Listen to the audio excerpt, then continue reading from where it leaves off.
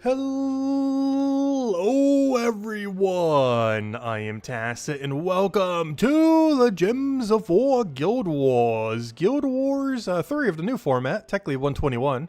But anyways, it is the start of Dwarf Week.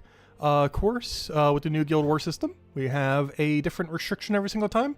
This is the first time since the new system that the restriction is not a kingdom, which means we should be able to use any weapon. I haven't actually checked yet. I assume so. I don't see any reason why you wouldn't be able to. We'll be using one of our teams that we mentioned. We'll probably start with the main team and keep adjusting it as we feel like we need to. The really high rarity team from the Monday video, though we covered several of them then. Ruby weapon could be fun to try on some of them. I feel like I would want to run a second damage source though, but this place doesn't really have a good second weapon to go with Ruby. And the really cheap team we probably won't need. However, any team that you don't use Wand of Stars on, you're pretty much guaranteed going to need to have Apothecary on. But there might be some situations where Apothecary would actually be better than Wand of Stars, particularly if they have both Curse and an annoying stats effect. But if they just have an annoying stats effect, it's probably fine to just run Wand. But if they also have Curse with it, could be a little bit more annoying. Also, I did give in. This is the second time we got it. We got it for the first time, and we got it for this time. This is by far the most useful Guild War medallion we've had since release. This is pretty much just pay to win to some degree. However, yeah, I figured on better weeks we go for it, and this is definitely a better week. Not only is High King or King Highforge not awful as a legend, it's about pretty comparable to what Centurion is from last week or last season of PvP. However, the main difference with this thing is you're pretty much forced to use it anytime you're using a full dwarf team. Whereas the, not Centurion, what's her name? Atlanta. Not Atlanta. Well, why did I forget her name? Wait. Artima, I think it is. Artima is the word I'm looking for. But yeah, unlike Artima, which end up getting a better boost ratio as well as one lower mana cost. I think she gets up to a 9 boost ratio and down to a 13 mana cost. It's just we got the basic shiny, we didn't get her max. But yeah, unlike her, they both gain about the same amount of benefit as far as like total amount of damage or everything else like that.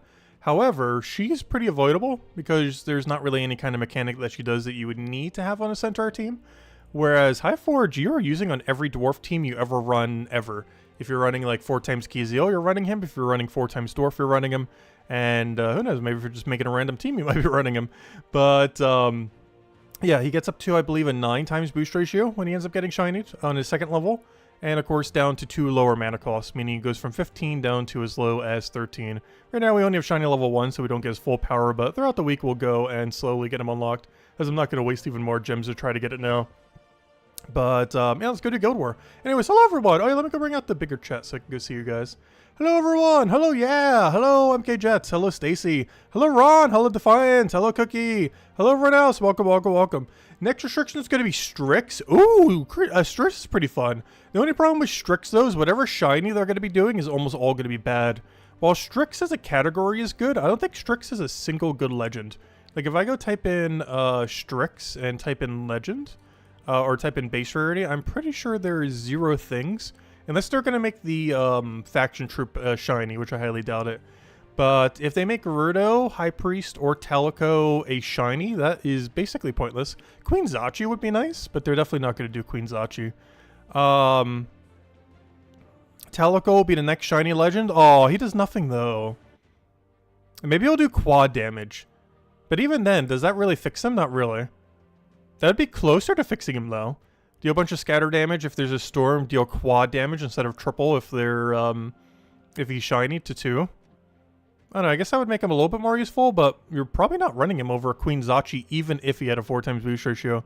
Mostly because of the amount of mana accumulation you get.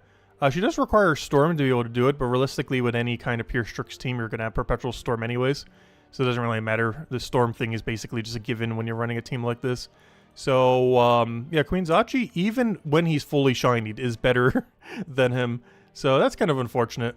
But yeah, the main team that you'd probably be running is something, for next Guild War, is like something Queen Zachi would Ihi Cattle, and just building out the rest of the team from that. If it is Strix, that does mean you have access to Wand of Stars and any weapon you want. So it gives a lot of flexibility. So it's basically like Wand of Stars, or some kind of tank first slot, Queen Zachi, Ihi Cattle, and then like one other troop. depending on if you have some of the better mythics or just need some kind of support filler. But yeah, it's going to be the main core team then. Wanda Stars, Queen Zachi, Ihi Cattle, and then just filling out the other one. Anyways, let's go to Dwarf Guild War. We haven't even started Dwarf Guild War yet. Also, it looks like as a guild we're almost losing this one. It's hard to tell though because there's no real indicator of how many battles your guild has done compared to the other guild. We are currently ranked 22, which is kind of interesting because we're actually up right now compared to where our guild rank is. Because all guild ranks were initially done based on trophies.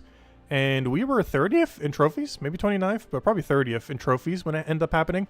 And yeah, we're currently up 8 ranks compared to where we were at the beginning. So as a guild, we're actually doing above average to some degree. However, yeah, we're starting to get some slightly harder opponents, it looks like. As it's going to be very sketchy if we end up winning here. We might still win.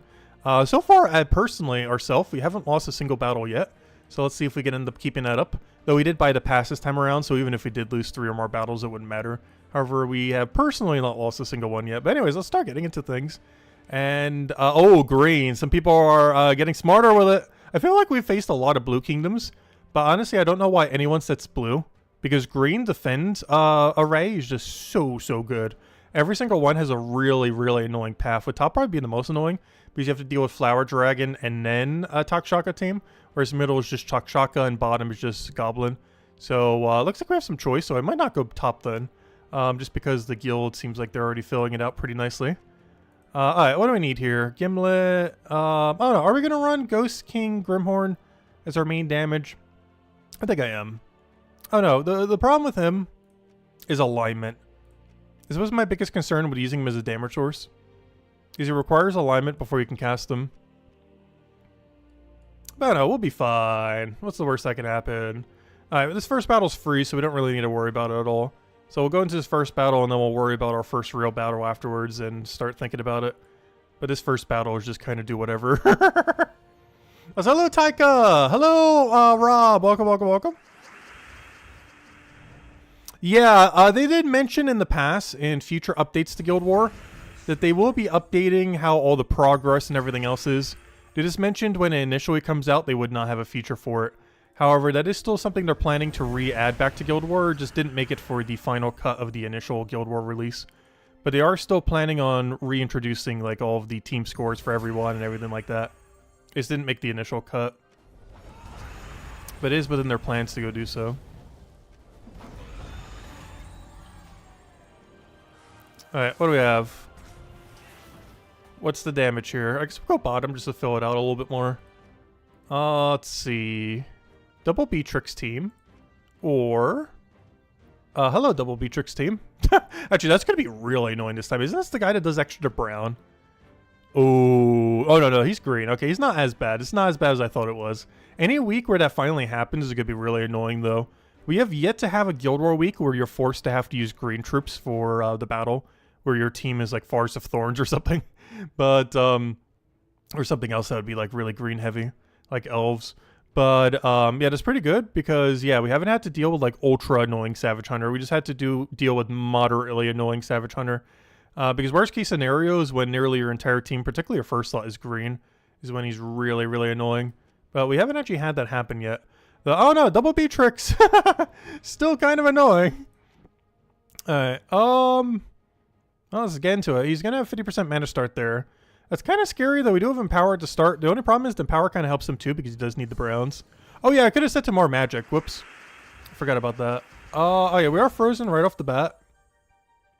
I guess we just take the yellow to green and just start stacking as much mana as we can. We do have alignment here, and we are not frozen on it, so I will go for it.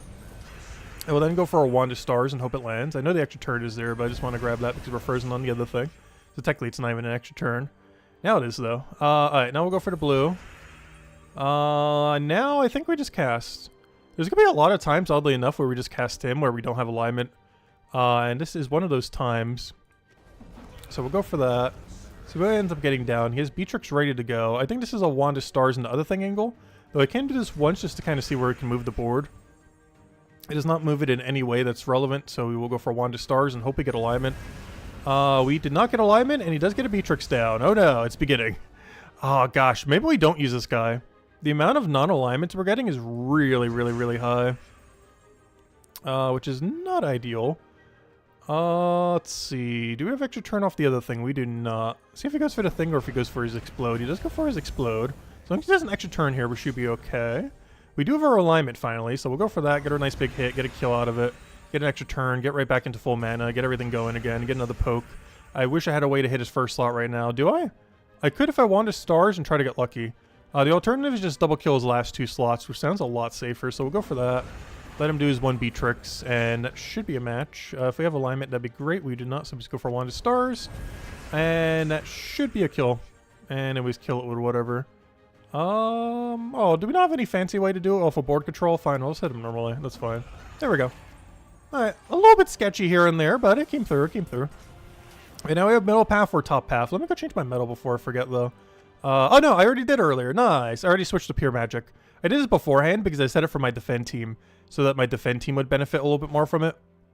Yeah, something else you don't get to see either. You don't get to see how good your defend team's doing. Oh yeah, by the way, I didn't show what defend team I did. This was the defend team I ended up going with. This was the team that we made for the new Mythic on Monday, by the way, that we covered on the Monday stream. However, this is the one that we did for our Guild War defend. So we ended up going for Elemental defend, and we ended up going for, of course, because we can't run Wand of Stars or Stellarix, that gets replaced.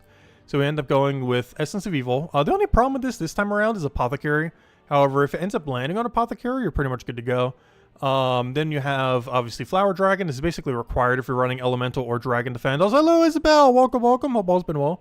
But it's basically required if you're running Dragon or Elemental Defend, in which case this is Elemental Defend. The main reason for this is because it does not get replaced like Stellarix does. Why, I don't know, but it still doesn't currently. So it is absurdly strong in Guild Wars or any PvP situation for Defend. So really absurdly strong for Dragon and or Elemental Defend. Mirage Queen, obviously, because the whole team is forced to be Elemental, so 50% mana start. Though we are utilizing the Curse. The thing that we're using it for is this guy. He ends up 4 times diseasing and pretty much 4 times entangling while having a true damage to help clean up after Chrysathornax. But the main reason we're actually running it is as Impervious. Of course, the main damage source that you're going to be using this entire Guild War, regardless if you're running a low, middle, or high rarity team, is you're probably going to be using High Forge, potentially even Shiny High Forge, in which case he's going to be stunning and doing damage to the last 2 enemies. However, this thing is impervious, so he's not going to get stunned. The other thing is nice that it creates 2 Entangle Gems every single turn, which is 2 guaranteed green gems, which we have a double green banner towards, which hopefully will go directly towards our Essence of Evil. He can't possibly miss with that, because if he's taking green gems, well, it has to go into Essence of Evil, and the second thing it has to go into is, of course, Flower Dragon. So you're pretty much guaranteed getting mana into your 2 most useful things every single time, or at least every other turn. So it also implies some Entangle to them too, which is kind of nice. Your own team being entangled isn't too big a deal. But them being entangled is pretty useful because it helps stall them so you can get your team rolling. Whereas this team being stalled isn't as big a deal. And yeah, that's pretty much the whole game plan with this team. How well is it doing? I have no clue, but it should be pretty solid. But that's what we did for our Elemental Defend. Anyways, I was about to go check one other thing. I already forgot what it was. Oh yeah, I was going to go hand out a code. Where's my code section? Oh, I don't even have one open. 1 second. Codes. There they are. To the codes! Oh, we're running out of last month's codes.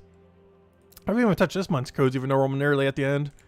Here it goes, go. Here is the redeem code. Use on jumpsupport.com for the game code section. There it goes, go. Enjoy. Let's keep doing the Guild War. 1 real battle down. 3 to go. Alright. What do we have for our path right now? We have a choice of either because the guild seems to be pretty evenly spread for once. So we can either go middle or top. The bottom is definitely going to be Goblin and then that Takshaka. And it really comes down to, is this Goblin team not that bad? Is basically the main thing here. So let's go check. Is this Goblin team very annoying? No. He accidentally went Wand of Stars. Do not do this with your defend team. It gets replaced with Prismatic Orb. You can use it offensively, but not defensively. So he accidentally used a Prismatic Orb here, which makes me kind of want to take this. The rest of his team is pretty good, but Prismatic Orb should make his team bad enough that we should be able to destroy it. Not to mention, we can start killing it first with High Forge and just kind of chip him from the back and kind of win out that way. The other alternative is, this one should be easy. Though, honestly, it's still a pretty annoying team. It's basically old meta Life and Death, which is Empower, Life and Death, Arachne Weaver, and King Avalon. This actually used to be a Guild War defend team back in the day. The only difference is the Spider Throne didn't exist back then. But this was actually legitimately like a 1-to-1, a old Guild War team. You would run an Empower in first slot, Life and Death, Arachne Weaver, and King Avalon. And then you run double Elf, because everything here is Elf, including the statue now. But you have your big life steal, you have your death mark, you have your bless, you have your mana accumulation every single turn, becomes really unkillable. You have your Arachne Weaver that has that really absurdly good summon, which replaces your really bad troop in first slot, which is normally your power troop. Also gets that 4x web, has a 50% mana start into resummon as a cleanup, kind of like what we were using for that one other troop where we had that like one true damage green gem creating troop for our elemental team. It's basically the same thing, but with elf resummon. And with 50% mana start to elves. But yeah, that's actually a pretty scary team. That's old meta Guild War defend, or at least one of the 6 that you would sometimes set. So yeah, we'll go for this Truffle team because he did set a incorrect weapon. So this should be a little bit tamer than it otherwise would have been. Alright, let's go into it then.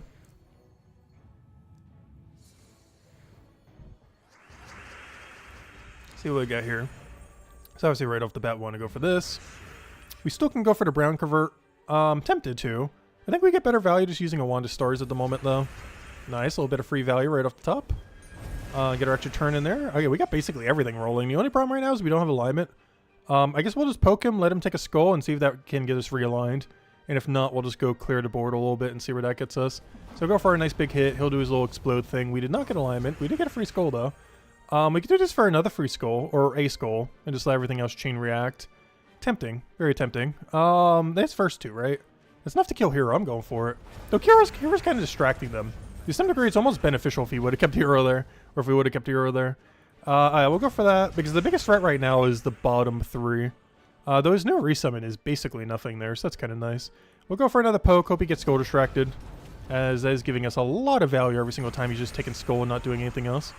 We should have almost full mana now. I think we go risk the Wand of Stars again. We gotta be really careful we don't miss with Wand of Stars, though. But not much we could do about that. Submerge Gem does not actually affect this team at all. Nothing on this team is affected by Submerge, so we don't even need to worry about removing Submerge on the opposing team. We do have a bunch of brown, but there's no mana accumulation for it at the moment, so we'll just go for our poke. This is one of those situations where having that bigger boost ratio on him would be very beneficial. We won't have it until the end of tomorrow, so basically not until Saturday, basically, as far as having it operational. But, yeah, he will eventually be doing an additional 12 damage per unit, as I believe his boost ratio goes from 6 to 9, which is 12 damage per hit, up to 24 total damage, which will make getting kill secure is quite a bit more convenient. It's definitely not required to make him function, but definitely would make him a bit better compared to how he is now. So we'll get to see how that works, I guess, this weekend then. Right now he's only benefiting from the 1 lower mana cost, which isn't doing too much because we're actually getting a lot of excess brown. I wish this guy used brown. Because we're actually getting so much excess brown that we're overfilling our wand, we're overfilling him, and it has nowhere to go, unfortunately. There should be a double kill, and it was kill with the other thing. It doesn't even matter if we have alignment, and we should be good to go. Doesn't even matter what happens here. Oh, we took long enough that the entangle thing affected us. However, it doesn't really matter because we already have the damage to kill, and there we go. Oh yeah, that's another thing too with our defend team that I almost forgot about. When that entangle gem thing happens, since this is a green layout, that one team that we were using earlier actually benefits from the boost ratio from that. Because one small thing that it actually does is it gains extra damage from entangle gems on the board. So whenever that does happen, not only will have a better chance of landing its alignment and gaining all the green mana you need for everything on the team, but it also gains boost ratio for even more true damage, as every entangle gem on the board gives it 3 extra damage to all enemies for 12 total extra damage. It's another nice little thing it does. It's not much, but you know, it could be a difference between it winning or not winning on a defend team. Alright, anyways, where we're going? Let's keep going. We're going down this way. So we're in the second to last battle. I wish it was easier to highlight what battle you're on. I find it really hard to tell sometimes. Like, it's like slightly grayed out, but like very subtly. It's showing like, oh, that's grayed out. This is your next battle. I wish it would highlight a little bit more like what your next battle is, like for your highest option. Because I don't really do that too well. Like, yeah, it does have them like less faded, like these battles, these battles, these battles, and this battle, indicating that you can do them. But I don't know, there's not really like a huge indicator like, oh, this is the next one I should probably be doing. Which is kind of weird. I've actually misclicked that once. Okay, we got triple ferocity with a Wand of Stars, which got replaced, obviously. Honestly, this is kind of scary, only because our team is pure red. And he does double damage to red. So this might look like a nothing team, but honestly, it almost makes me want to switch out my damage source for something that isn't red. Just because he is so red heavy. I didn't even notice that our team was so red heavy until I just saw a team that's literally all anti-red. That might be an issue. That might be an issue. I don't know, what's the alternative though? You do like nothing. Give all allies a bunch of armor, deal some damage to an enemy, boost it by cursed gems, Then destroy all cursed gems. You do like nothing and a half. You do nothing but tank. You're red still. Doesn't fix the issue. You just summon a bunch of stuff. I don't know. We might just have to tank it. This might actually be the hardest battle. I wasn't expecting this team. Literally just a team of ferocity might actually be the hardest battle we have to deal with. Because I'm not sure how we really counter it. We just have to hope he doesn't get extra turns, I guess. I wish I had a way to deny red or something. I almost want to change my banner like something really red heavy. Also, one thing really funny with this team, even though it's, I don't know, should we go change that? Why do I have it to double green? I'm trying to think why I had it on double green earlier. Like, the brown extra makes sense. I'm going to change our banner. I kind of want brown-red here. Just because of how much we have to be denying red every single turn here. Brown-red minus purple sounds good here. Go all in on brown still. But have that reds because we're going to have to deny him of it like every other turn. But yeah, that should be fine. Let's double check any other weird thing we might have to do. But yeah, the team actually could be kind of scary. As long as he doesn't get extra turns, we should be okay. But every time he casts Ferocity, that's a lot of damage, and we don't really have a way around it. We are tanky enough to survive like 2 or 3 hits, as long as he doesn't scale too high, though. So it shouldn't be that bad. But I wasn't expecting a team like this. Triple or quad Ferocity is actually kind of scary, given that our whole team is almost forced to be red. Because a lot of the better options do use red. Unfortunately, this is not aligned, so I'm just going to have to take a red and hope we get a red from Sky. Because it's really important we deny red every turn. So much so, I might just go for a red removal here. As his Wand of Stars, or his Prismatic Orb, doesn't do anything really. So as long as we're not giving him red on a given turn, it's a very successful turn. I do want a Wand of Stars here, though, just to get rid of the thing. No! Worst case scenario. And he created red, though it would make sense, given how many red options he has on this team. The likelihood of him doing that is very high. Oh, that's a big Wand of Stars miss. How much damage is he up to? 100. Because he gets doubled. That's a little scary. Just a little bit. I'm going to have to go for Wand of Stars here. Any turn where there's 2 red options, we basically have to go Wand of Stars or get rid of them. Just so he doesn't have an option for it. We'll go for this one. Nice, nice, nice. We got alignment. Huge, huge, huge. Alright, I think we're in an okay position now. Wand of Stars. Do we go for it? I don't think we need it here. I think we skull bait him. Actually, let me take that first. And then that first. But yeah, I think we skull bait him, and then we go for the final poke. Because this ends up killing out his final win condition. And we just do whatever to win with. There we go. Alright, that went a lot easier than expected, though his stats are actually a lot lower than I was expecting. He was pretty under-leveled stat-wise. As far as like kingdom upgrades and everything. Oh, someone's taking top half right now. Nice, nice. Looks like they got 3 battles in. Not sure if Takshaka got them, because they haven't done their 4th yet. Alright, let's go to Palace. Let's see, do we have anything scary on Palace? Bog Strider? Okay, yeah, it's a little scary. So he's running a backup resummon, while also getting stats effect for him and his Chrysathanax. Yeah, this is a little scary. It's basically mass mana accumulation into Flower Dragon. I do have a solution for this, though. It is time to bring out our secret weapon. Actually changing up the team from the copy-paste. So, of course, while this hero class is nice, 50% mana start to all dwarves, everything like that, of course, we are allowed to run any hero class in the game. And with a team like that, what is the only thing that can kill us? There's only one. Well, until he starts getting Nexus resummons. And that is AoE damage off of Chrysathanax. So all we have to do is just get Submerge. Literally just get Submerge. So for that, I'm actually considering Tidecaller. Keep in mind, I was mentioning this on the Monday video. We do have 20% Tidecaller this week. And we're actually going to be using him. So Tidecaller this week has 20% extra stats. But most importantly, it is the highest Submerge hero class in the game. It gets to Submerge whenever it takes damage, which makes sure that our hero will be a nice last resort to not die. But also, of course, it gets Submerge every time you take a extra turn. So that's pretty much going to be our game plan then. We're going to switch this. We're going to lose a lot of stats. And most importantly, we're going to be losing 50% mana start. but we're going to be able to hard counter his biggest threat and literally take no damage from it. So this trade-off is going to be 100% worth it, given that we basically get to ignore his biggest threat. So we do get a big cut in our overall stats, and no 50% mana start. Because of that, I do need to go run the 20% mana start thingy, as I do need some mana start for them, so we are going to have to give up even more stats. So aside from all of our durability, I also have to give up 4 magic there for our 20% start. However, this is 100% worth it for the trade-off of Submerge on a battle like this, as his only win condition is to hit us with AoE damage, and Submerge completely counters out Chrysathron X. So that's going to be our game plan pretty much anytime we see a team kind of like this, is to give up a bunch of our durability, a bunch of magic, in order to just hard counter their main damage source. Oddly enough, my defend team is actually like that too, if people end up doing that. My defend team is double AoE. I didn't notice that till after the fact when I was like looking at some things to counter. It does have curse though, so it does have a way to remove it. So it might end up cursing it. However, if it doesn't end up getting the curse Submerge removal, this is completely countered by Submerge, and this is also completely countered by Submerge. The only thing that isn't is Essence of Evil and Mirage Queen hopefully casting on them.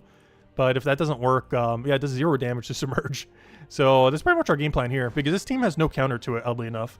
Well, I made sure there were some counters on that team. This team has 0 counter. He has no way to curse us at all. If he would have had a weapon here like Essence of Evil or something similar, he could have. But Elemental Fury has no curse on it, I'm pretty sure.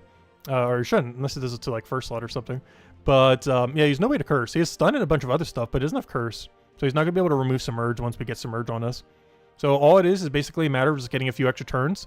And then whenever a unit gets Submerged, it's basically invincible until we cast it. So we're going to want to be really careful to cast something once it gets Submerged, unless it's our first slot, in which case it doesn't matter. But when something gains Submerge on our team, we want to be careful not to cast it unless we absolutely have to, as it's basically invincible to damage until we cast, in which case we have to go re-submerge it. Which, is, while this does have a lot of Submerge, it doesn't have the most consistent. The only way it has to apply to someone else is extra turning. I really wish this hero class would have like a third way of doing it. But unfortunately, its extra way of submerging only applies to itself, not to allies. But anyways, let's go get into it. It should work out pretty well. I don't think I need to change my team comp just to the hero class here. But it should be the hard counter we need to go and make this work, hopefully. Hey, let me go into another code. I always forget to do so during Guild War. I get so wrapped up in Guild War, but we're in the final fight! Here you guys go. Redeem code. Yeah, see if we can get our win. Right, where are we at? We got extra turn just laying there, so I'm gonna go grab it. Which is good because we get our first Submerge. Our first Submerge is applied to ourselves, which is not ideal. Out of everything that could have landed that first Submerge, that is probably the least consequential one. I'm going to let him Leprechaun here just because there's so little Leprechaun value. I'm just going to let him cast. Wow, there's so little Leprechaun value, he didn't even bother casting. That's kind of crazy. Again, he didn't go for it. Okay, I'm just going to Wand of Stars, I think. I need to get rid of that Submerge. Alright, we got our extra turn. That's nice. Do we have any alignment for the other thing? We do not. So this is a high forge angle. He's going to get a little bit better Leprechaun value here, but it's not much we can do about that. We do have Submerge on 2 of them, though, so worst comes to worst, those 2 will stay alive. Ideally here, I'd want to cast this, but I think I have to go for a mana accumulator here. I do not have yellow alignment, so I'm going to let him stay alive in case we miss. So we'll go for this. Worst comes to worst, if he starts looping, anything that has Submerge will stay alive. I guess we go for another Wand of Stars here, just because it's pretty safe. Actually, no, we'll go for the move here, and then we'll go for Wand of Stars. Because right now, both our 2 damage sources are safe. So if we do miss with a Wand of Stars, he can't actually infinite loop us. Well, he can, but he's not going to kill anything. And now we just win. We got everything we need for our win condition. Or almost everything. Do we have alignment for... Yes, we do. Okay, maybe we do have everything. Oh, no, I do have to give up 1 turn, though. But we'll go throw down a High Forge. We'll go for our little convert thingy. Oh, that did a lot of damage, more than I was expecting. I did not realize my first slot was that low. Let's get a Wand of Stars, get our team repaired. Still got Submerge on the one guy. Don't have our yellow alignment. I might have to give up the Submerge. I can't. I gotta go for another Wand of Stars. Gotta keep as many allies as we can safe here. Do we have yellow alignment? We do. Is that enough? It is. There we go. That's win. And then we just go for Resummon and the Poke. Because you do get quite a bit of your points back for Resummon. So we will go for the Resummon here. And then kill him out with the Poke there. And that should be a match. I believe that is victory. Well, obviously. There we go. Well, no, it worked out pretty well. What did we score? Well, pretty average. 1377. I feel like we've been getting like the same score within like a few points of each other every single time. And it looks like our guild's catching up. If we have one more person in our guild to still do their battles, that'll be enough.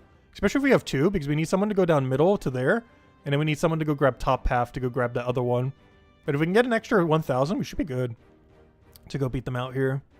We just need someone going down middle, someone going down top, and boom, we're good to go. But yeah, there we go. Still perfect win rate. We can go claim our new rewards. No new shininess here, but tomorrow, or technically we'll be able to use it on Saturday, we'll be able to go get him for his higher boost ratio. So Saturday and Sunday we'll have him for higher damage.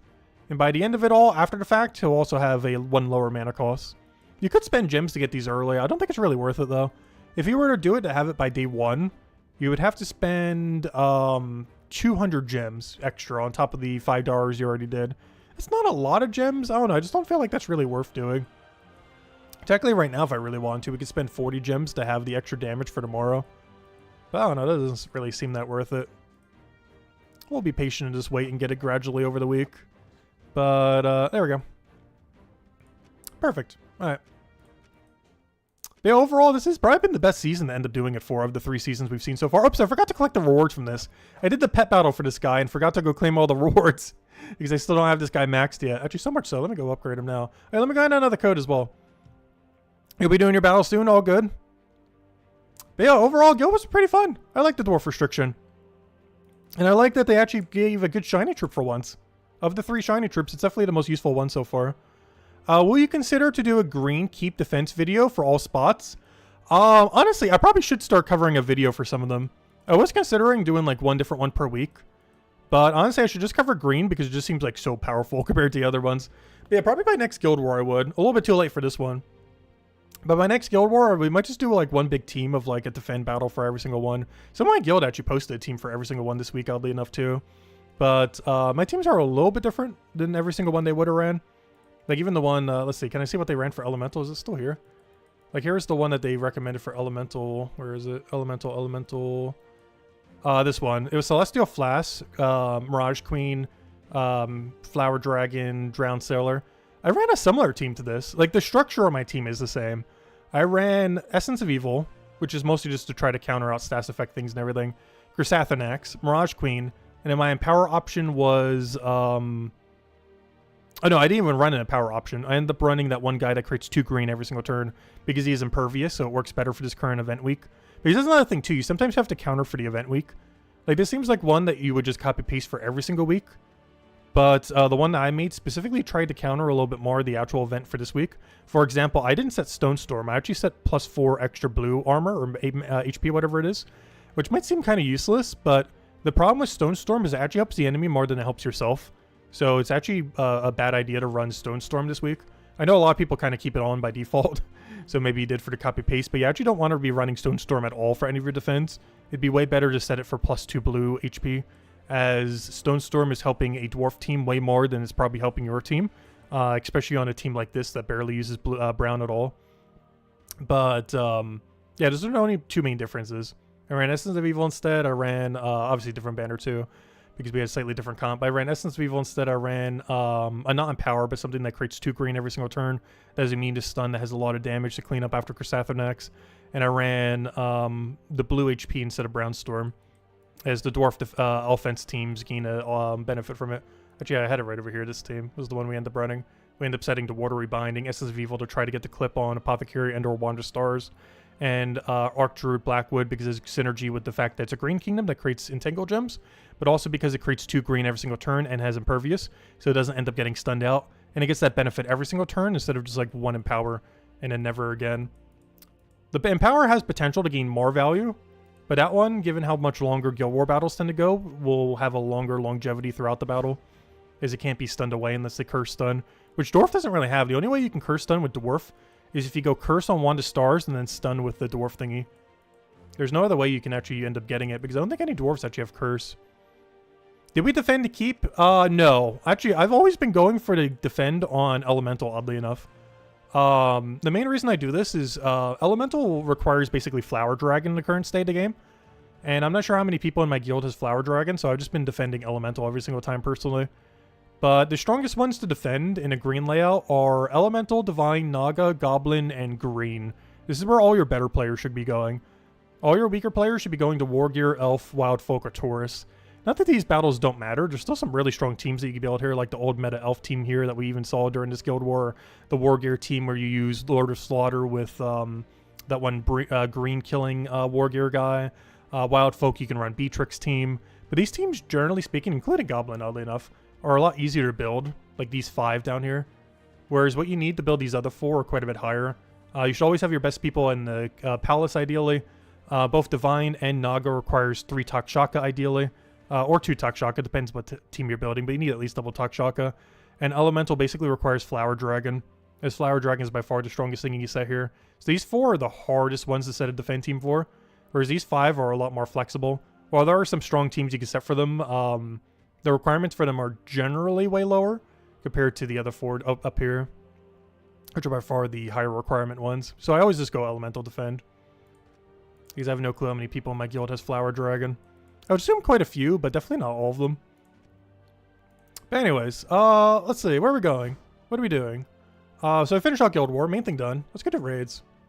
Clear out one event at a time. I've just been doing any of the raid daily. I've been keeping up with all the other dailies. Oh yeah, that reminds me. Actually, before we go to raids, before I forget about it, I made sure not to buy it yet. We have the Sandcastle. Is he worth using? Not really. He's basically an early game kind of tank troop. But yeah, he's pretty useless, unfortunately. But we have him now. Ends up dealing damage to an enemy, boosted by yellow and brown gems, and it gains 10 all skills always. And if he gets a kill, he just triple that. It's okay in early game. I just don't really see a use case for where you'd really be using it later in the game.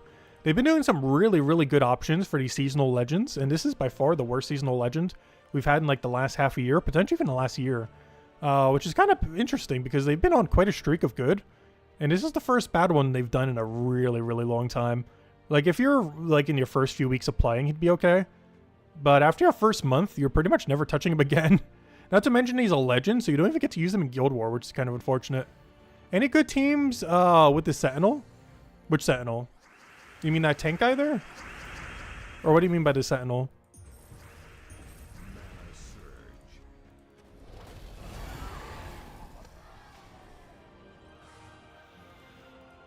Well, the main reason we can't set defend teams on Monday is Monday is allocated towards choosing what keep you're going to defend it with.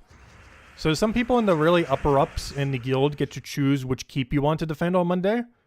And then after that, you get to choose what defend teams you want. Which I think you have Tuesday and Wednesday for. I could have sworn it was only Wednesday last time. But it seemed like it was both Tuesday and Wednesday. But the main reason you're not allowed to set your defend teams is the guild leaders get to choose what keep you're defending. Even though you should pretty much always be choosing green. Like, green is the right decision like 90% of the time. Blue like 9% of the time, and maybe one other one like 1% of the time in a very niche situation. But green is by far the strongest defend.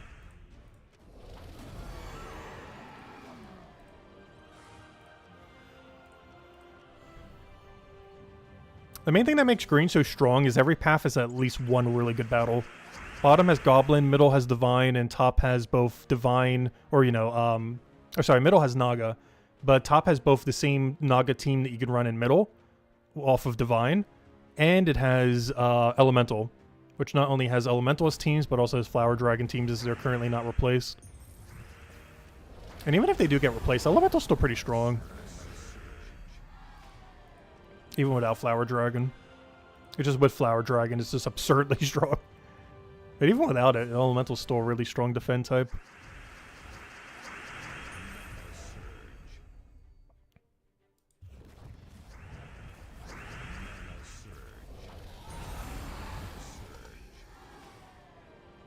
But yeah, don't forget to be keeping up with the summer daily thingy.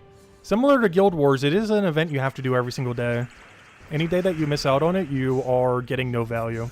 And it's particularly bad for Guild War, as you're hurting your entire guild whenever you do that. Whereas missing out on the summer event just makes it so you don't get as much contribution for yourself. But I still advise getting it. The summer armor that always comes back, copy of the troop, 6 copies of this thing, so you can get the 5 to max it, and then the golden version. And if you want to go for stretch goal, a power orb. If you keep up with it every day, it's basically just 50 gems a day to complete the whole event, which isn't too bad. Just got to remember to do it every day. Alright, now we'll skip the Clash Trial. It's only 25 gems. We will go do raids, though. Gotta go help our guild here. Looks like we're almost done, though, so that's pretty nice. Did someone do a lot of contribution to our guild or something? Why are we almost done already?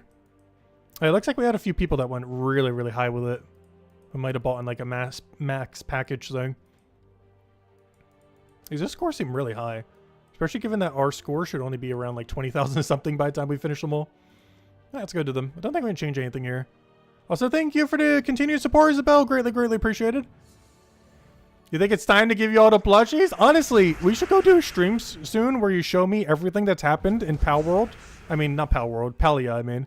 Over the last, like, half a year. Because I would love to see all the new changes they made in the new zone. I've been deliberately not doing it so I could do it with you guys. Like with Isabel, Cookie. I assume Genki's still doing it.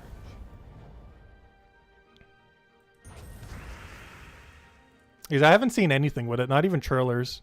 Like, I know it exists, I just don't know what it is. But I'll go into it completely blind and do it on stream one day. Not sure when, but sometime this summer for sure.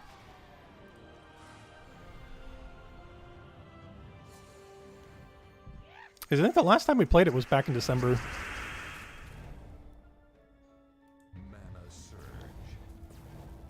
But I still enjoy the game. I just haven't gotten addicted to the grind of that game. Maybe I have after all the changes they've made. Like, I've had a lot of fun with it, but I haven't gotten the same addiction like with Animal Crossing or something.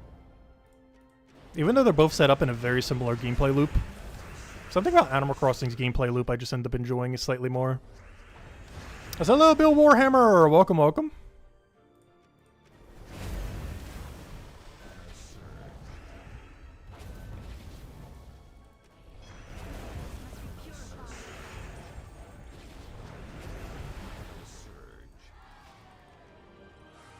Oh, so we're right back where we were, right at 12 battles again.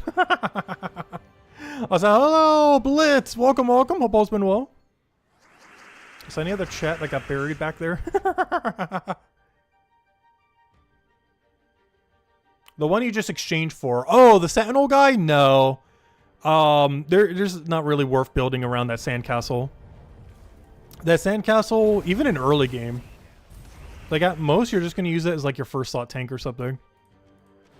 And even then, you're better off with other options. Like, you're better off just running, gosh, what's that one guy called? That one brown-green troop from that one kingdom that gains Submerge. I mean, that gains Barrier and a bunch of durability. He's from an underworld. You get him basically for free. Like, you can get him literally on your first day or first few days of playing. Definitely your first week. Like, guaranteed, because of how common he is. But you're better off just running that than ever touching this tank. The new thing that... Oh, it's just like Guild Wars has begun, as we're already finished with it. But, this guy. What's his name? Wild Knight. If you just throw some Chaos Shards at Wild Court in Underworld, you can get this guy within your first week of playing. Potentially even within your first few days of playing. And he's like 1,000 times better than the tank Sentinel thing that came out through the current summer event. He explodes your gem, so he's board control and mana accumulation. He ends up gaining a bunch of life and attack, so he gains a bunch of durability and the ability to kill the enemy.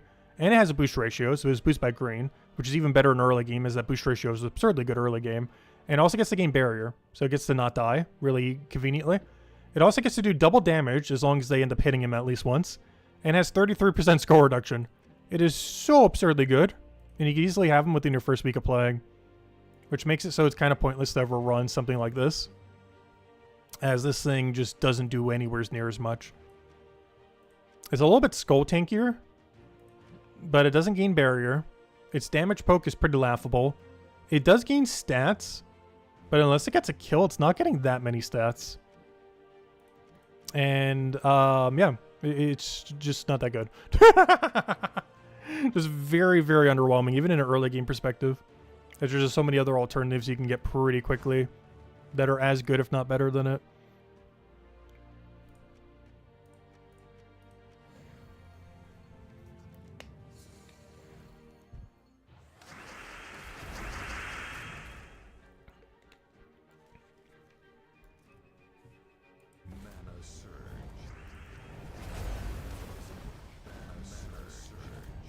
Some people even use that for last Guild War as well.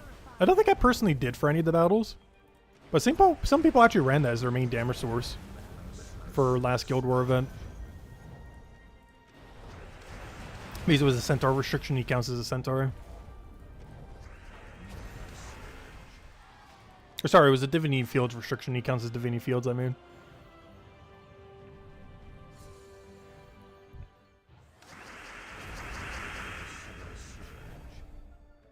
Stellar Blade when?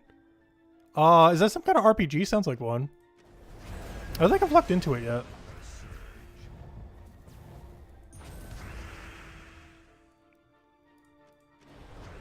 I don't know, there haven't been too many games on my radar recently. The main one I'm really looking forward to this year is Slay the Spire 2.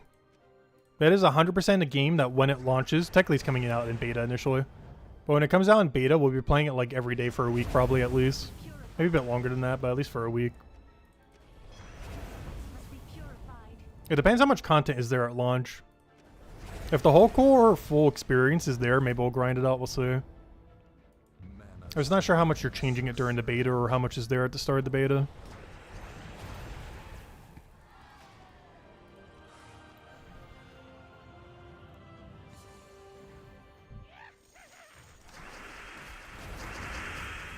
Slay the Spire was a lot of fun. We didn't stream all of it, but I think we played it for about 250 hours total. We grinded for all achievement. We grinded for Ascension 20 on every character.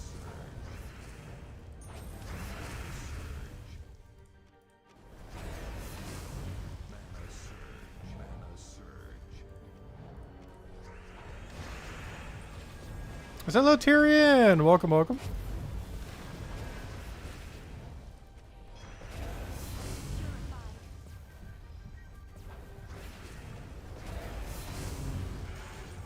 Oh, where'd all my mana go?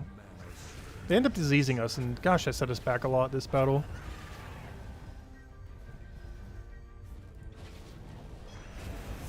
Problem with this team is everything on this team wants to explode blue. And eventually we run out of blues on the board. That's the only really big issue with this board, this team. We have 3 things on our team that all explode blue. Explode all blue. Explode all blue. And explode half the blue. So if they deny blue, we're in trouble. You're gonna get a billion shiny Gemago this weekend. Oh, nice! I actually tried shiny hunting it once. I don't think I ever got one. That thing does have a pretty cool shiny. I just wish it was more useful. Like with the case of a lot of cool looking Pokemon. They just like never have a use case on a battle. Which makes them like so underutilized. Honestly, Pokemon does the same thing a lot of times that Gems of War does. Anything that gets the best troop art in Gems of War tends to always be dead content. And Pokemon are very similar. So most of the Pokemon that get like the best designs are like the most dead content Pokemon competitively. Or even in just casually. Unless you just really want to put them on your team because you like how they look.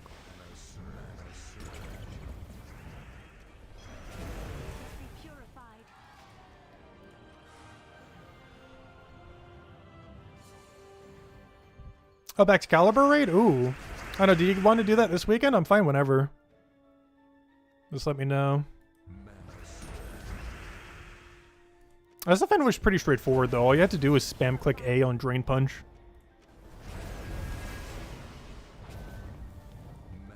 In a public lobby. And the rest of the team just carries for you.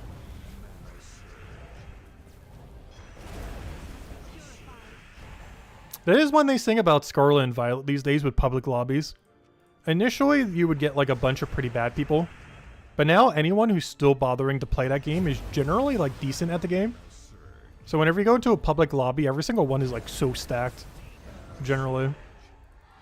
Is anyone still playing that game like years later? Is either a brand new player that just got it recently, or they know exactly what they're doing. And normally these days it's, they know exactly what they're doing, luckily.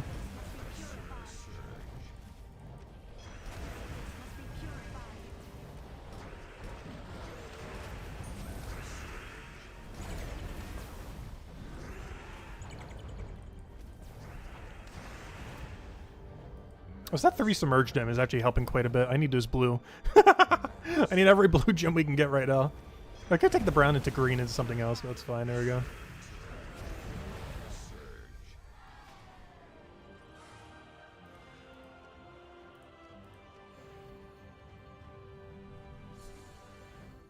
Have I seen how pretty it looks on Switch 2? No. I actually haven't seen anything on Switch 2 yet. I haven't even looked up Mario Kart World. Nor have I seen any game on Switch 2 after they did the visual upgrades and everything. I was mostly just waiting until I get a Switch 2 to go see everything. And I'm not sure when I'm getting a Switch to. I might by the time the next Pokemon game gets out. Oh yeah, I finally ended up canceling the Pokemon subscription. They've been taking like $20 from my account for the last few years, and I've barely even been using it. And one of the other reasons why I canceled it is it does go through the next Pokemon game. I think it lasts till like April of next year. And the next Pokemon game comes out in like, what, November, December? So I'll still be able to use it for that, and then it'll just be canceled after. So I can keep it canceled until the next Pokemon game.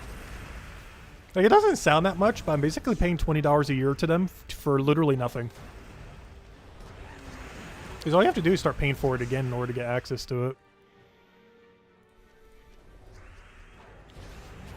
Like, it doesn't sound like much, but for getting literally nothing in return is quite a lot. $20 for literal nothing. If you're not using the service at all. I've never really been playing Pokemon much the last like year and a half, 2 years.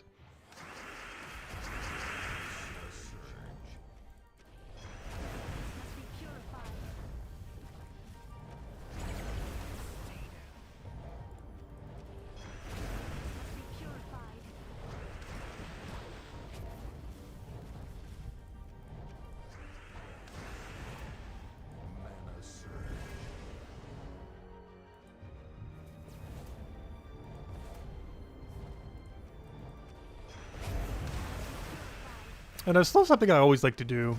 I know there's like apps to keep track of it, which I don't bother doing or anything. But I always like to check every subscription I have every year and see which ones I could completely nuke.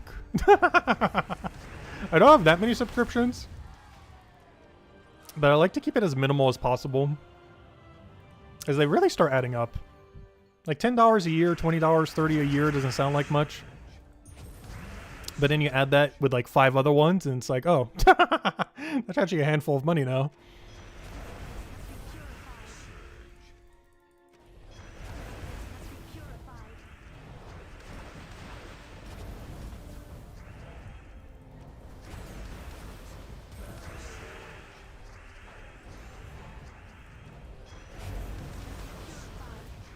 That's one thing I actually like with Gems of War. There's no like ongoing subscription with Gems of War.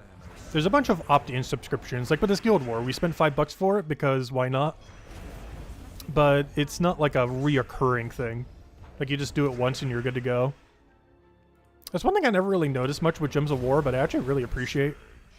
Even though some of the money ratios in the game are like way off and everything, nothing in the game is really like a reoccurring payment. It's all just optional if you want to go get it for a given event or something similar. Like, there's not something that takes like $10 every month or $20 every month or something. In totality, if you were to do like every offer they ever had, it would be that. But none of them are like reoccurring. It's just like one-time things. So you kind of give as much as you want, or whatever you want to go for.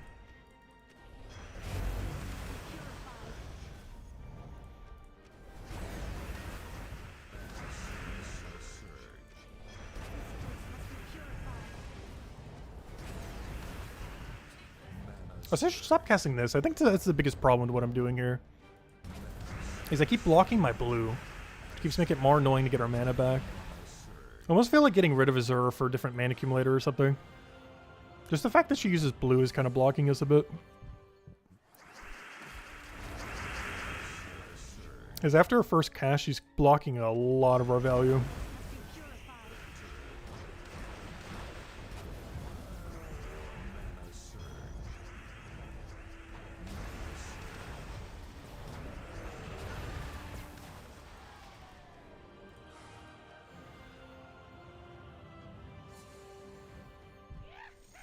All of the graphical and slowdown issues are gone. Nice.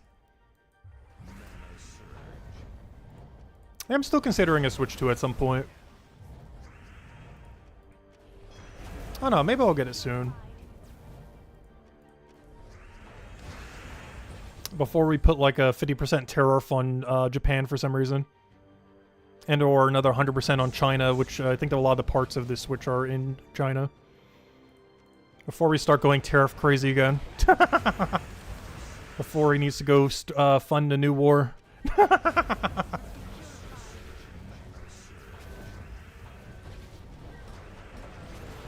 Hello, Eric. Welcome, welcome.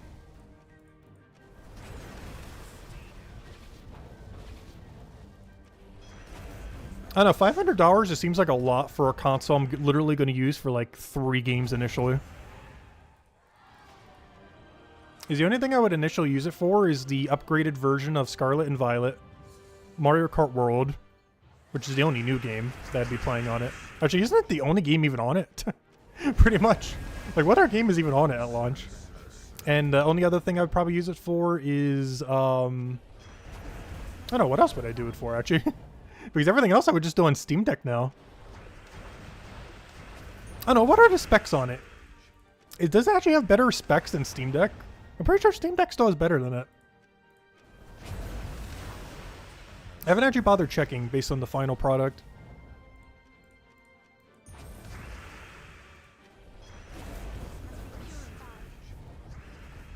Because I saw it based on some leaks, but I didn't actually see any statistics on it based on final product. Like Switch 2 versus Steam Deck. If you're going to be playing like indie games on it.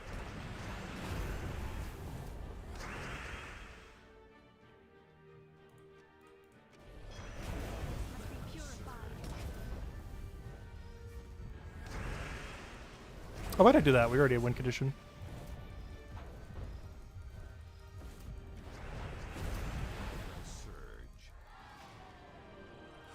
Yeah, then we're gonna add another code as well.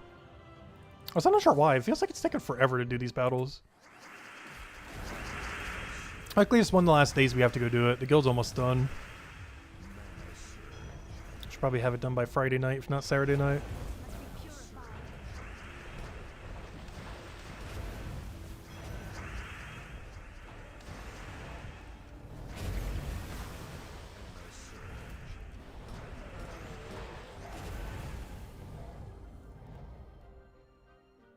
Oh, I was hoping to have Cascade over there. Come on. There we go. Alright, final 5 fights, because we're definitely getting a Val Hawk somewhere in here, or Val Raven, I mean.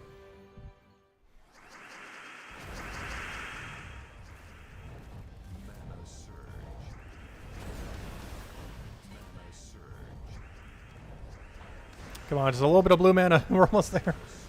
There we go. This is something I haven't really been utilizing much. This guy does gain double damage. It's kind of hard to use him with how mana blocked he is off of the other mythic.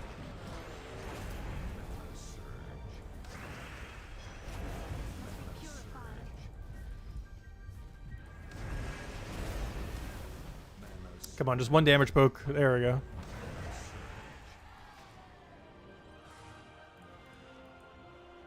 But it looks like we'll almost be done with it by tomorrow night. Points start to really rack up the later you get. I think we're getting almost like 1,000 something per fight. Somewhere's around there.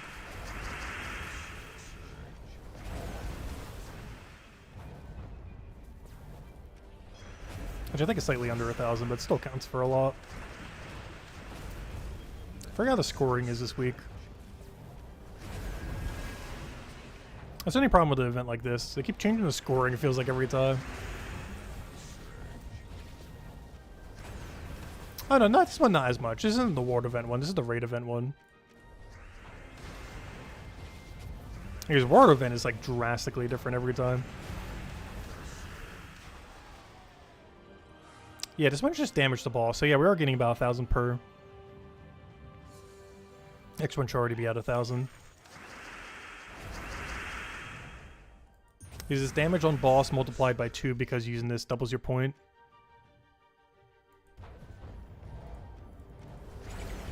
So yeah, we're getting about 1,000 per battle then. Hello, move. Where are you? Really? Only a brown? It's our only option. Oh, you know what I should have done first? I should have killed this guy outright so she could have gotten more damage on everything else. We wasted a lot of damage on him specifically. And we already had the one shot for him.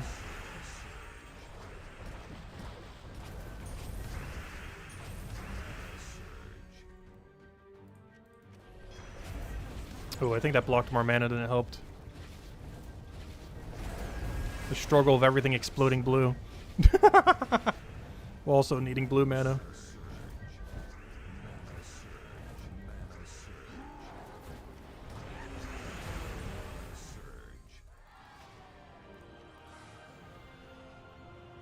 Yeah, after we clear out raid, we'll go do dungeon. And then we'll probably just clean up PvP though.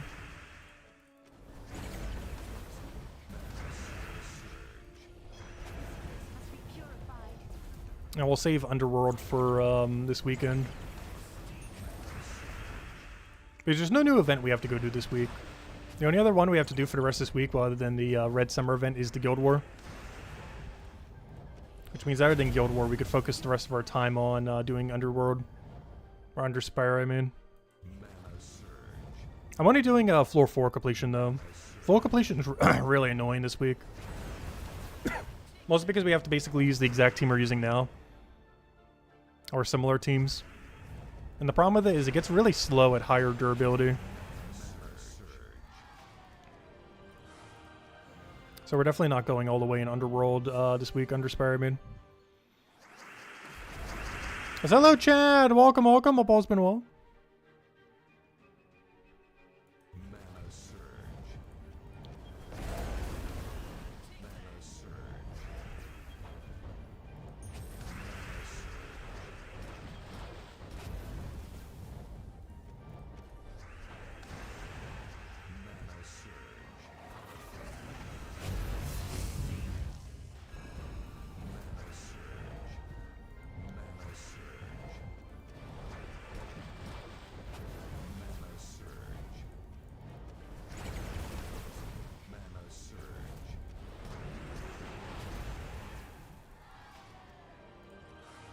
Final 2 if we don't get a Val Raven here. Well, I keep saying that. I mean Valhawk. No, Val Raven's right. Never mind. Valhawk is when it's in PvP. Val Raven is like literally every other situation. Unless it's a Val Raven tower. For tower event or invasion event, I mean.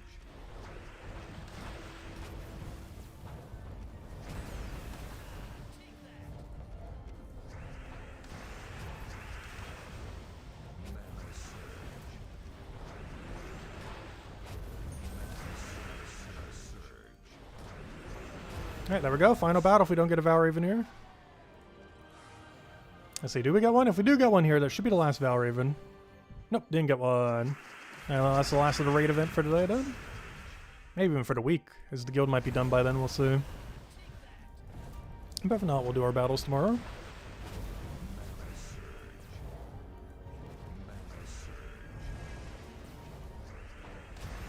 But yeah, seeing this team perform really makes me not want to do Underworld now. We're still going to this week, at least up to silver. But 100% we're not going all the way.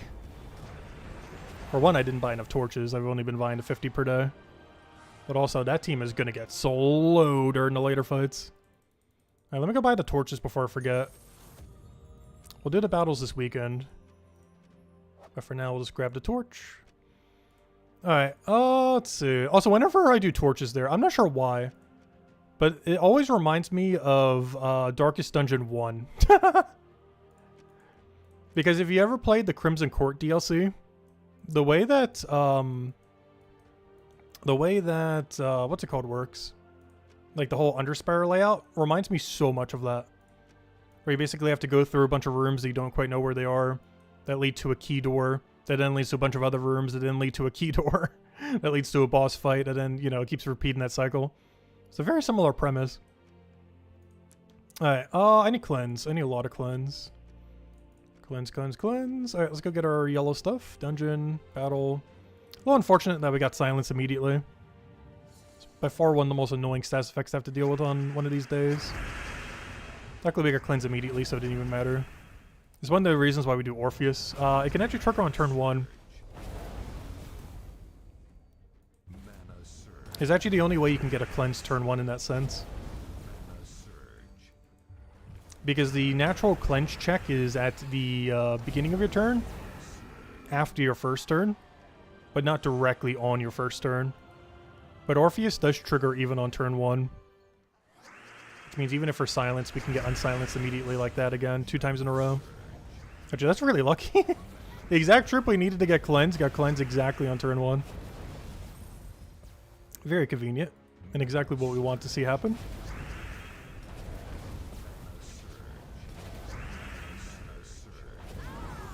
Hey, can we get it 3 times in a row? That'd be really lucky. I highly doubt it. Let's see. Come on. Boo. Okay, we got it twice in a row. That's still really good. Alright, now it's gonna take forever to cleanse. Come on. You're almost there. I might be dead by the time it gets cleansed. It is. Please cleanse. Alright, now we're getting the reverse RNG. There we go. Another turn 1.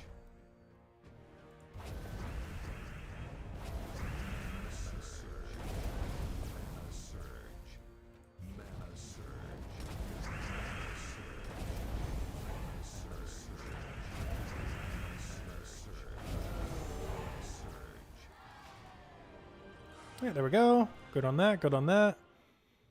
All right, let's go through a checklist. Dailies. Oh, gems. 100 gems. Don't want to forget that. It also wants me to go do a delve.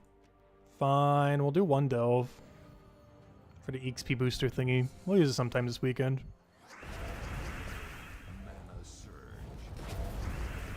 There's no event coming up to really dump them on at the moment.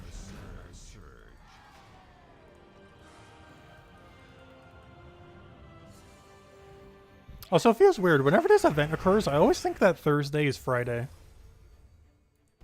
Today definitely feels like a Friday to me because of that. Because I'm so used to weekend events starting on Fridays for this game. But Guild Wars is really weird in that it starts on a Thursday. Starts 1 day earlier. It's the only weekend event that's like that currently.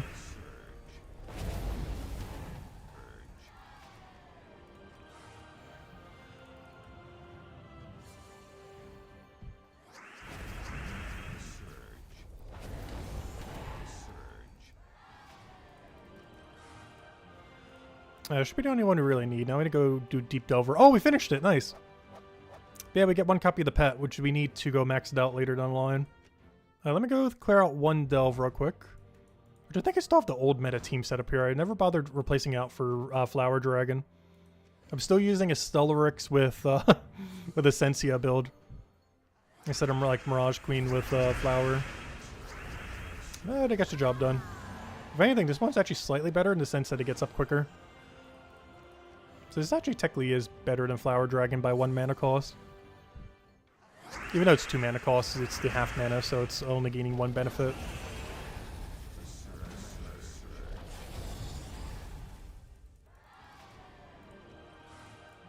As easy as that.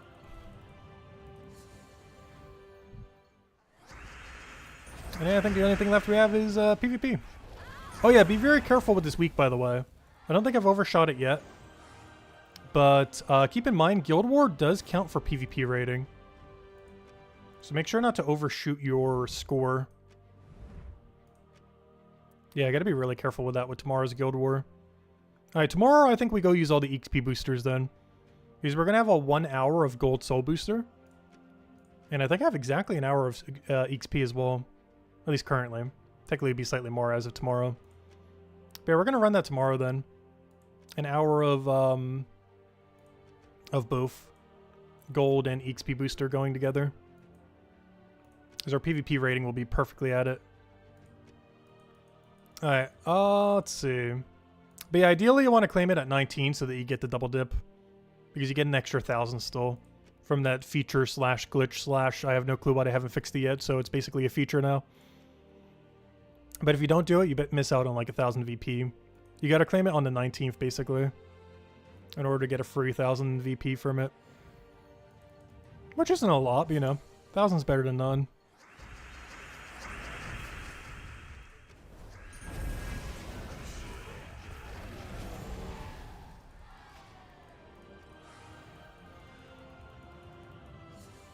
It's especially easy to accidentally pass it if you got the PvP pass, or you know, the Guild War pass thingy for $5. Because I believe you get like triple the amount of points for every battle you do during the event. So every battle's counting as like 3 battles. So really easy to accidentally overshoot it.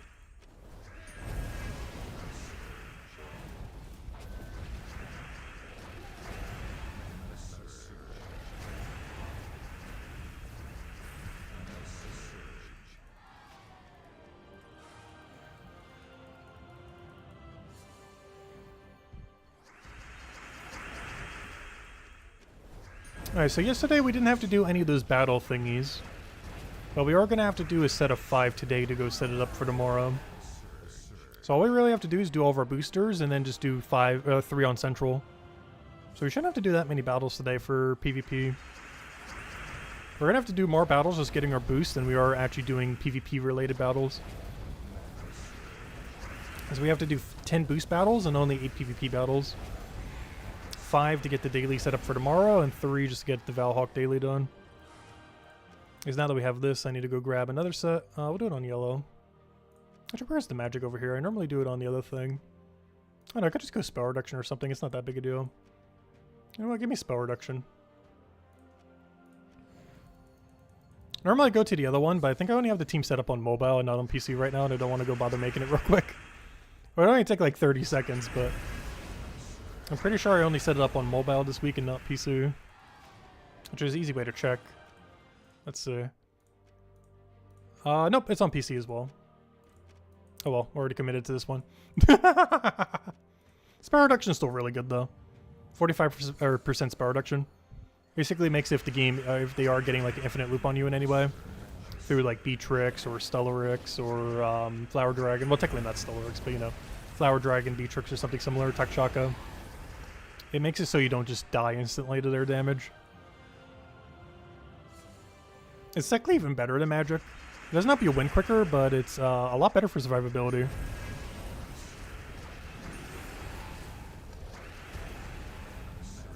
And it does stack with other spell reduction as well. So in the case of Stellarix, it stacks with the 55%. Not to be 100%, but it takes 55% reduction and a 45% of that 55% reduction. Unfortunately, it is not 100% reduction. It's just a 55% reduced number reduced by 45%. Which is effectively like 60-ish% reduction, around there.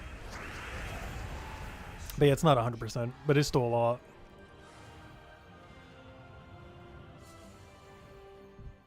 Because they're multiplicit, not additive. If it was additive, it would be literally 100% reduction, which would be funny. But that's one of the reasons why it's not. Otherwise, there'd be a handful of situations in the game where you'd be literally invincible to damage.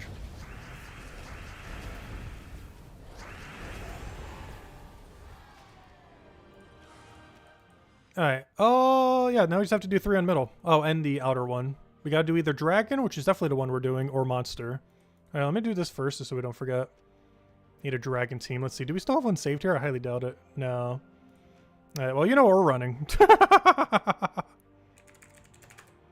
Gonna run one of these. Gonna run Wand. Gonna run an Essentia. And gonna run an Empower into this one. Change your banner accordingly. And change our class to mech. Oh yeah, final few days of Submerged Gem, by the way. This is the final few days of the, what's it called event? The current season event. And it is the last few days we have to deal with Submerged Gems falling from the sky. At least regularly. Might still have to deal with it occasionally in PvP, but I highly doubt most people are going to vote for it. Yeah, so the last few days we have to deal with Submerged Gem from Sky.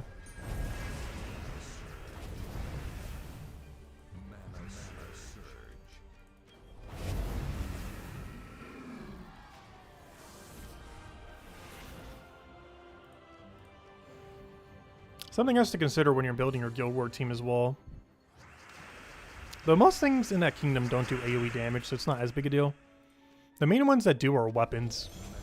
So if you're just running Wand of Stars all the time, you're not really going to need to deal with it. Because every core Dwarf damage source does not actually need to deal with Submerge. It deals damage in a way that just completely bypasses it. Anything is better than Lycanthropy? Yes, Lycanthropy was by far the worst season ever. I don't think anything will ever top that. There's been some pretty meh ones, like bomb gems. And even some slightly annoying ones, like the Submerged Gem season. Though honestly, I didn't really find it too annoying, because if you just run mech a lot, it just kind of bypasses it. You can kind of just ignore it completely. But, yeah, Lycanthropy is by far the worst ever. It's not even close. And it was like one of the first ones they did, which set like a really bad precedent for what they were going to do with it. Luckily, most power gems after that weren't nearly as bad as Lycanthropy. I think the worst one we've seen since then has been Bomb Gem. And Bomb Gem isn't annoying, it's just completely useless. Like, there's a lot of times where it does less value than no gem being on the board. Like, literally, if it was a random gem of any other one in the game, would be more value than if it was a Bomb Gem there. It's like a negative value power gem. Which is weird, because some troops are set up to, like, create them as if it's like a positive effect. Yet, it is so bad that literally any other gem in the entire game would be better than it. If it just chose one at random rather than a Bomb Gem. The biggest issue with Bomb Gem is it counts as no mana. So even though it's doing a bunch of mana accumulate around it, it's only gaining 50% for that mana accumulation, not 100%. So it's not even gaining 100% from all of its explosion that it's doing. And on top of that, the gem itself counts as 0 mana. So if you're putting like 10 Bomb Gems on the board, you might be able to go explode the whole board easily. But not only are you only getting 50% mana for the entire board when you do, but you're also getting 0 mana for every Bomb Gem that's on the board. It's just really weird the way they made it. If they made it so exploding a Bomb Gem give you 1 to all mana, then that'd be a different situation. Kind of like how the Elemental Stars work in that regard. Because Elemental Stars, when you do a brown, red, green, blue one, it gives you 1 to all those manas. And when you do a yellow, purple, it gives you 1 to both of those 2 manas. If it worked like that, it would have been fine if it did that for all 6 colors, but it doesn't. That would be this thing that would save Bomb Gems if they ever fix that in the future. Bomb Gem, when destroyed or exploded or anything, needs to give 1 to all colors, the same way that Elemental Star and Elemental and Umbral Stars work. Where those do it for 4 and 2. But Bomb Gem should just do it for all 6. It's something you think a wild card would do too, but for the balance of wild card also gives you 0 mana when exploded, instead of 1 to each. Which makes sense for that, just because they're so good. But it doesn't make sense why Bomb Gem is so bad. Because without that +1 to every color, it's basically a negative value gem. Like, you're actively hurting yourself if you're trying to create it. The only situations where it's not awful is, though it could still backfire that way, is when it creates 3 upon death. It basically makes a bunch of dead gems on the board for the enemy. I wish it created more on death, though. I wish it created like 10 Bomb Gems on death. Because generally when that would trigger is when the enemy is looping on you. And that would be a big disadvantage to them if you gave them 10 Bomb Gems. Just because of how bad a gem it is. Like, it would actively make their loop worse if you gave them 10 Bomb Gems midway through their killing spree.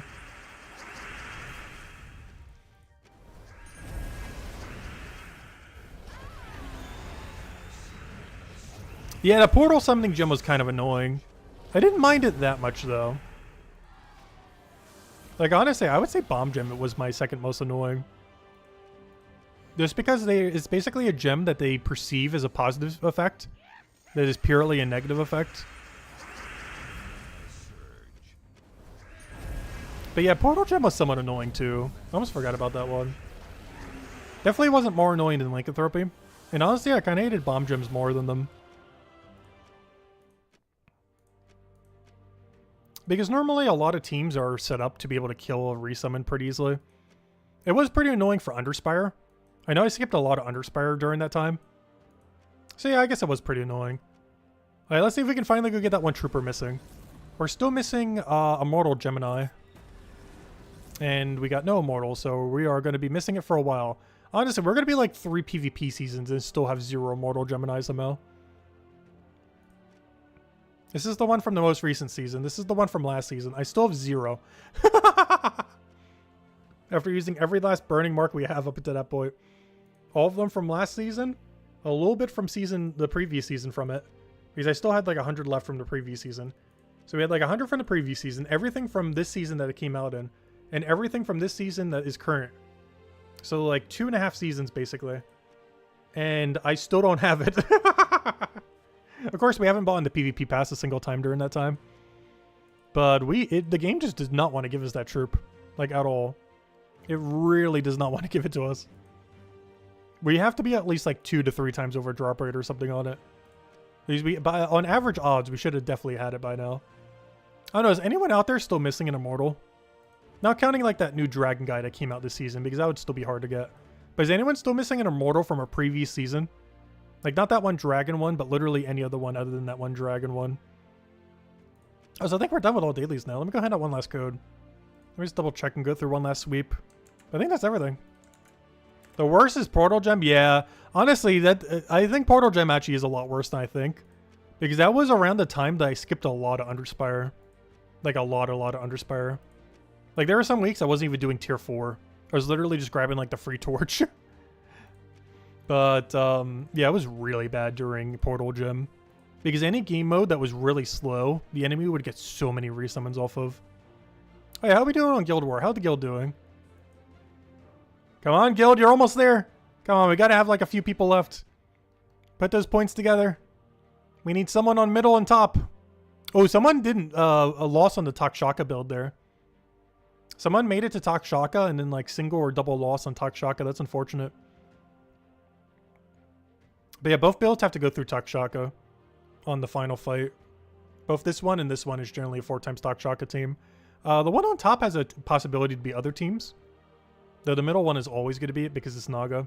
But a lot of people just run it for both. Though you have a bit more flexibility on the top one. So the top one's probably even stronger then.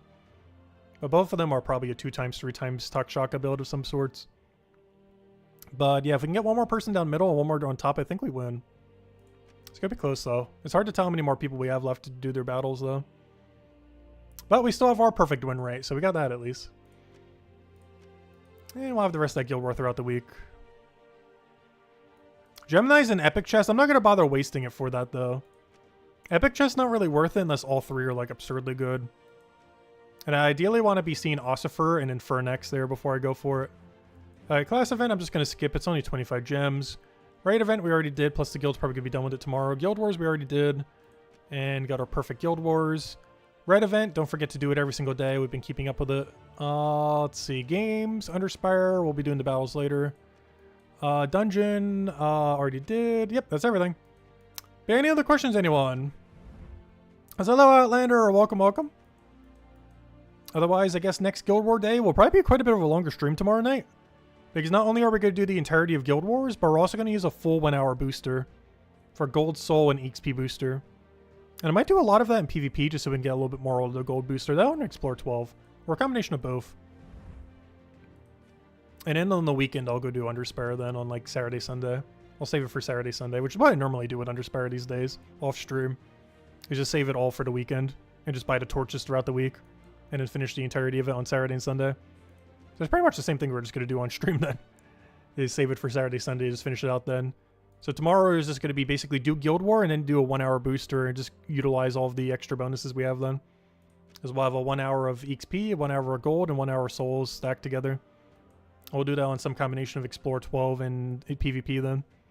Actually, maybe I'll do it on PvP. How close are we to getting a rank? Yeah, I'll do it on PvP. It is very easy for us to go get rank 1. Very absurdly easy to go get rank 3.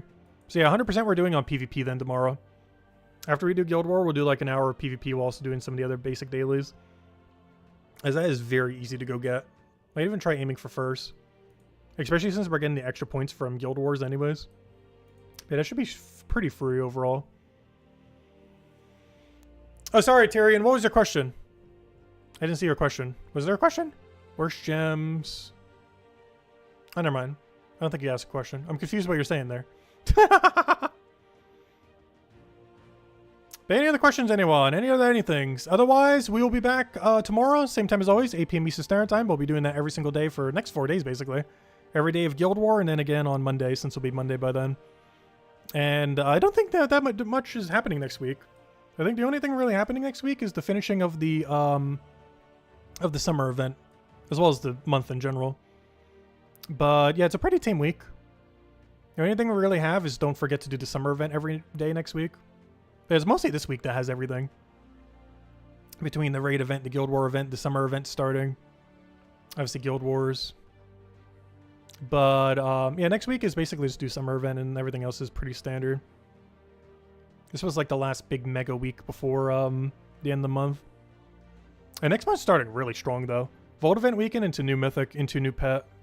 in inverse order of what I just mentioned. New pet into new mythic into Vault Event Weekend.